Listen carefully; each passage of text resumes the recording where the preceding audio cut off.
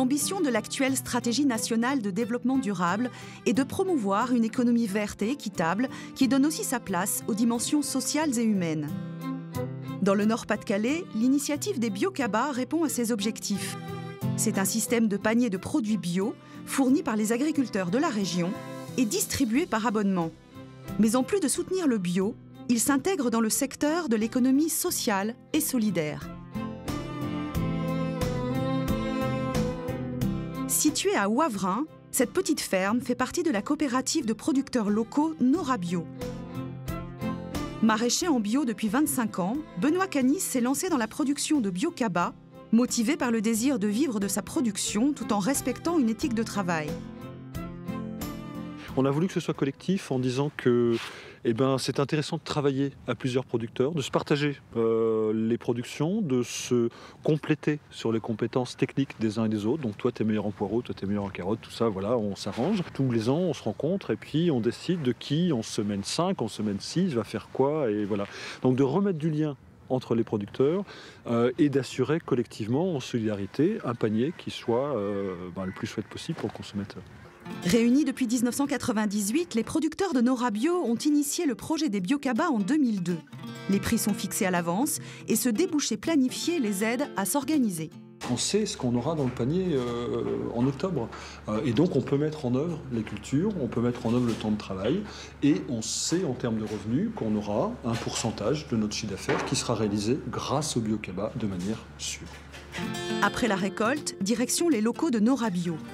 C'est ici que les cabas sont confectionnés avant d'être livrés dans des points relais de la métropole lilloise. Il faut savoir que le projet Bio-Cabas est né d'une volonté des producteurs au sein de la coopérative de trouver une valorisation régionale. Ça, c'était important aussi. C'est vrai que beaucoup de producteurs faisaient des produits et les voyaient partir à travers la France dans les différentes mines. Et voilà, de se dire, une partie de notre production sera consommée localement. Dans le panier, uniquement des produits locaux et de saison, avec en prime quelques variétés anciennes à redécouvrir. Alors cette semaine, le panier est composé donc de radis blancs ou de radis noirs. Il est composé d'oignons. Donc les radis noirs qui sont là, les oignons, des pommes de terre, des pommes et des lentilles. Donc ça redevient la mode, les topinambours, les panais, des produits un peu qui changent de l'ordinaire. On joue aussi beaucoup sur les variétés. Comme on est au Nord-Pas-de-Calais, c'est beaucoup de pommes, beaucoup de poires. Une pomme à croquer, une pomme à cuire, une pomme à poêler. Pour compléter le tout, quelques idées de recettes de cuisine sont jointes au Bio-Cabas. Mais le Bio-Cabas, ce n'est pas seulement une activité commerciale. Ici, on aide aussi des jeunes en insertion à retrouver une activité professionnelle. On a un partenariat fort avec le SCI, le Service Civil International, qui sont des jeunes en insertion qui nous confectionnent et nous livrent les paniers. Donc ce sont 6 à 8 jeunes chaque semaine qui viennent, donc 3 jours par semaine. Ils ont des contrats de 25 heures. Ils sont là pour une période de 6 mois, renouvelable jusqu'à 2 ans maximum. Ça m'a apporté de l'expérience, savoir comment gérer un stock, on va dire, dans les légumes. Savoir un légume qui est bon et un légume qui n'est pas bon. Pour le client, c'est très important. Vu que je suis en contrat sérieux, c'est des contrats d'insertion, des contrats aidés. Et ça nous permet de faire une formation dans ce qu'on veut faire. On travaille sur notre projet professionnel. Là, c'est Lille, rue Gambetta, Altermundi et la Natura du Génie. Tous les jours, les équipes effectuent leur livraison dans un réseau d'une centaine de points relais. Entreprises, écoles, associations ou commerces de proximité. Des lieux qui ont accepté de jouer le jeu en participant bénévolement à la distribution des Bio-Cabas. Merci. On a découvert Nora Bio et on s'est dit, ça pourrait être bien justement d'être point relais de ce genre d'activité pour pouvoir les soutenir du local, soutenir en plus, je crois que c'est des jeunes en insertion qui travaillent, donc soutenir toute cette dynamique dans l'économie sociale et solidaire. Bonjour. Bonjour. L'abonné, après une période d'essai, s'engage pour 3 mois minimum avec le choix entre 3 tailles de panier. Lentilles, oignons et pommes. C'est sympa. Il y a de quoi faire de la soupe, des plats d'hiver, c'est super. Ce système de faire travailler toute la chaîne comme ceci, des jeunes jusqu'aux producteurs, jusqu'aux commerçants voisins, est un plus qui m'a motivé l'abonnement. Avoir la surprise aussi toutes les semaines de découvrir des nouveaux légumes ou des fruits. On ne sait pas trop ce qu'on va avoir et puis on compose avec des menus. J'ai découvert toutes sortes de nouveaux légumes que je ne connaissais pas et après à les cuisiner, donc c'est très intéressant. Merci, à bientôt. 30 000 Biocabas sont livrés chaque année à environ 750 abonnés. Mais bénéficier d'une alimentation saine, à base de produits frais, reste encore trop souvent le privilège d'une catégorie aisée de la population. Aussi, en 2006, le système s'est ouvert pour toucher les personnes à faible revenu avec la création des Biocabas accessibles. Jessica Zaoui est chargée du projet, soutenu par le GAB Nord et le Conseil général du Nord. Dans ce centre social de Villeneuve-d'Ascq, les familles du quartier bénéficient d'une réduction de prix sur leur cabas en échange de la participation aux ateliers de cuisine. Jessica retrouve Christine Janicki, l'animatrice de ces ateliers. On s'est rendu compte au début du projet qu'en proposant les paniers sans forcément amener d'animation pédagogique à côté, ça ne suffisait pas du tout à induire un changement de pratique. On pouvait proposer des produits bio bradés ou même gratuits, personne n'en voulait. C'est vrai que les générations d'aujourd'hui n'ont pas forcément bénéficié d'une transmission de savoir culinaire de leurs parents et de leurs grands-parents. Et un autre obstacle qu'il nous faut lever, c'est la néophobie, c'est-à-dire la peur de goûter à un aliment qu'on ne connaît pas. Donc on a commencé à réfléchir à des actions qui permettaient aux populations de goûter les produits pour qu'ils se rendent compte du goût, du plaisir de cuisiner, de découvrir de nouvelles saveurs. Et c'est seulement une fois que ces découvertes sont faites qu'on peut avoir envie d'acheter plus de produits bio. 18 h, c'est l'heure de l'arrivée des familles. Les enfants vont s'initier à la cuisine en compagnie de leurs parents, l'occasion d'apprendre en s'amusant. Alors, il y a plusieurs défis à imaginer les recettes. Ça sert à rien de faire des recettes trop élaborées qu'on ne fera pas à la maison. On peut faire des choses faciles, rapides, pas chères et bonnes. Voilà. Donc après, c'est aussi trouver des idées un peu originales et essayer de faire en sorte que les enfants mangent tout. Préparation pour flan de radis noirs. Alors, pelez les radis noirs, détaillez-les en gros cubes et lavez-les. Et c'est facile. Tiens, essaye d'éplucher comme ça, tout doucement. Ça fait pleurer. Non, ça fait pas pleurer.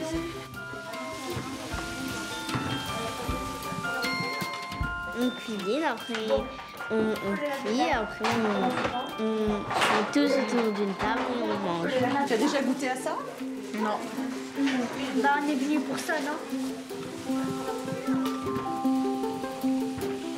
Les enfants, ça les intéresse, ça leur apprend comment on fait à manger. À manger, c'est pas les barquettes sous vide que l'on trouve dans les supermarchés, ça les apprend pas mal. On apprend à aimer des choses qu'on n'aimait pas parce qu'ils sont cuisinés autrement. Puis la convivialité, d'être ensemble, de cuisiner ensemble. Ça nous permet aussi, pour les personnes qui n'ont pas les moyens d'accéder aux produits bio dans le commerce, de manger ici, de goûter ici, d'en profiter. Le département du Nord est à l'origine de cette initiative unique en France. Si ces familles peuvent bénéficier de produits bio à un tarif réduit, c'est grâce au Conseil général qui finance la moitié du coût du panier. Il y a eu une forte progression du nombre de cabas achetés, puisque nous sommes partis de très peu en 2006, environ une centaine de cabas, et nous en sommes aujourd'hui à plus de 2000. Et le nombre de centres sociaux augmente. Donc on peut dire que pour le Conseil général, c'est vraiment un projet qui est très satisfaisant en raison des différentes activités qui viennent se greffer autour de ce bio-cabas. Succès donc pour une initiative qui fait des émules. Dans le cadre de son agenda 21, la ville de Lille vient récemment de mettre en place le dispositif dans le centre social du quartier de Fives. Aujourd'hui, Séverine, l'animatrice de ces ateliers, rencontre des délégués du conseil municipal.